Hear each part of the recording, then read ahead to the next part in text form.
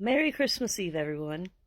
How about we have one more Christmas Eve edition of Grimoires and Apocryphal Texts. This time I'm going to go ahead and cover of Des Destinées de l'âme. Of the Destinies of the soul. This here is from the history blog rather, from June 5th of 2014. Scientists have confirmed that one book in Harvard's Houghton Library, Des Destinies de l'âme, The Destinies of the Soul, by French poet and essayist Arsène Houssaye, first published in 1879, is bound in human skin. And there is the book with its original cover, which it has actually been removed since they released an article about that, discussing how this original cover had been removed because of the controversy surrounding it being human flesh. And this is a letter from Bouland in French. Continued here. The book was said to have belonged to Dr. Ludovic Bouland, a doctor and book collector from Metz in the northeastern French province of Lorraine, who combined his professional vocation with his interest in books and bookbinding in a rather macabre way. Arsène Houssaye was a personal friend of his.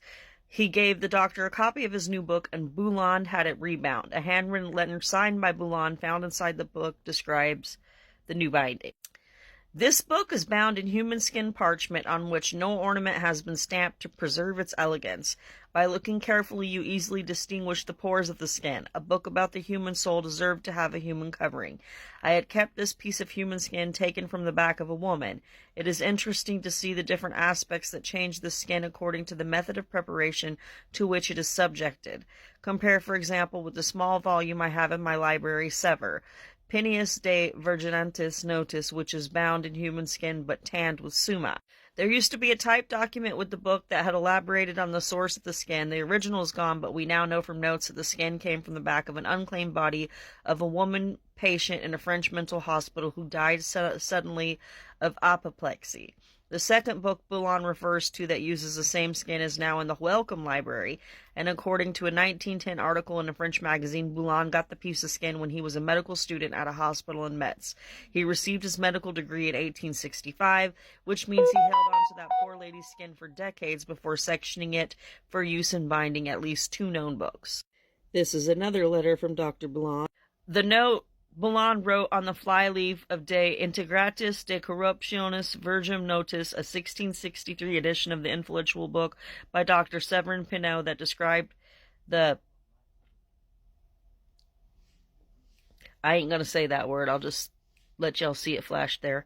In great anatomical detail, little of it accurate compared to the modern understanding of that intriguing membrane, and provided valuable instruction on how to tell if a maidenhead had been corrupted, in a creepier version of the Destinies de l'âme explanation. This curious little book on virginity,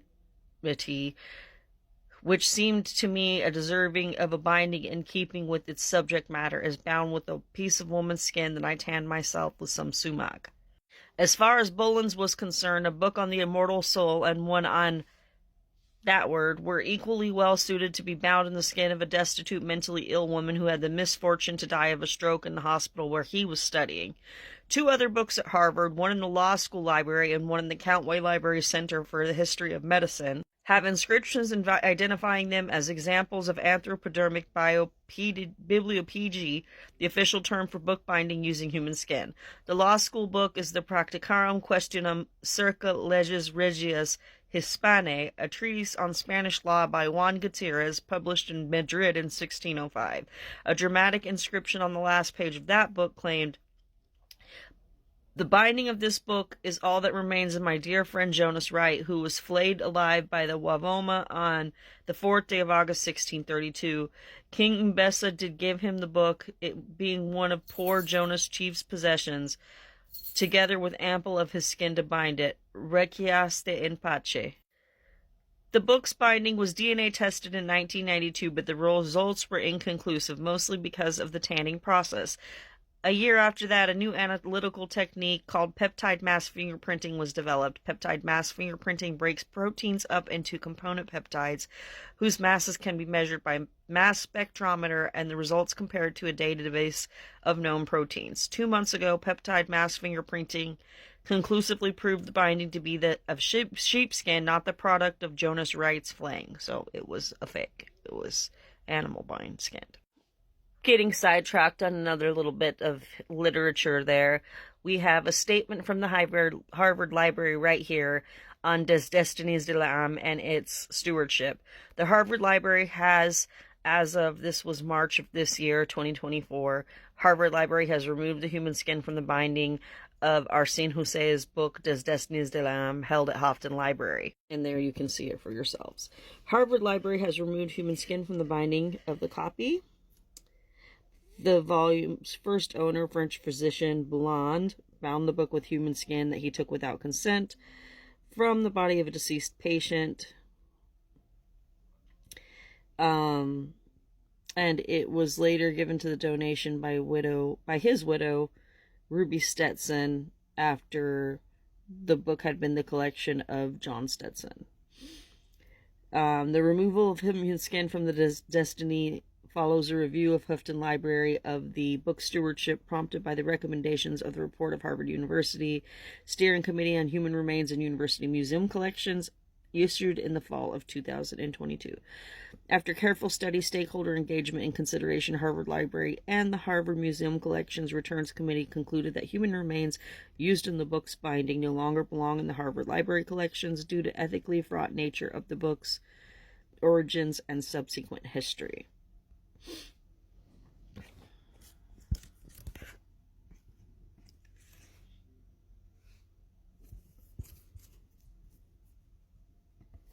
Johnson penned New York Times bestseller All Boys Aren't Blue, #2 on the list, and Mike Corrado wrote Flamer, #4 on the list. The award-winning authors join me now to discuss. So, George, your book is...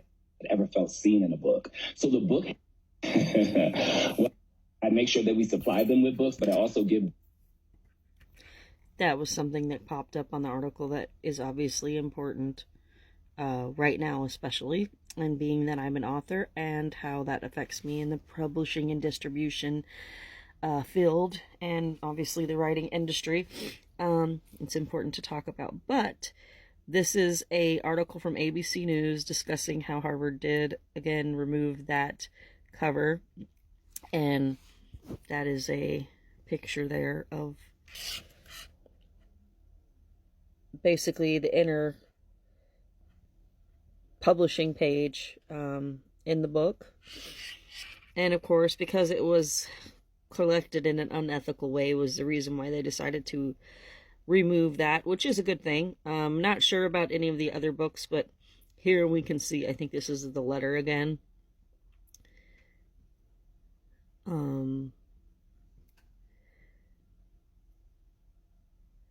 So yeah, it took them about a decade from when they confirmed that they had the book to actually getting this and deciding that it wasn't ethical to keep. But that's quite a long time to keep. So obviously, I'm sure they went through a lot of different discussions and a lot of people looked at it to determine what to do there. But this was the one that somebody asked me about the other day, so I figured it would be a good one to cover.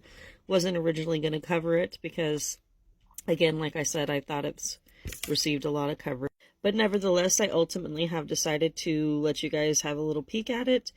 And as I showed you from the beginning, you could definitely tell that it was skin and see the pores just like he indicated in his letter, which is really macabre and creepy. But it's nice to see that Harvard did something and upheld an ethical standpoint as opposed to keeping it and displaying it for the public, even if it was within a glass container, holding display case or something. I don't necessarily feel like that's something that should be on display. It seems like it's a little bit sacrilegious if you believe in things like that, but not just that, just respectful to the deceased, especially considering the history with institutionalized mental health patients and even to this day, the lack of care that people get in those situations. So rest in peace, man.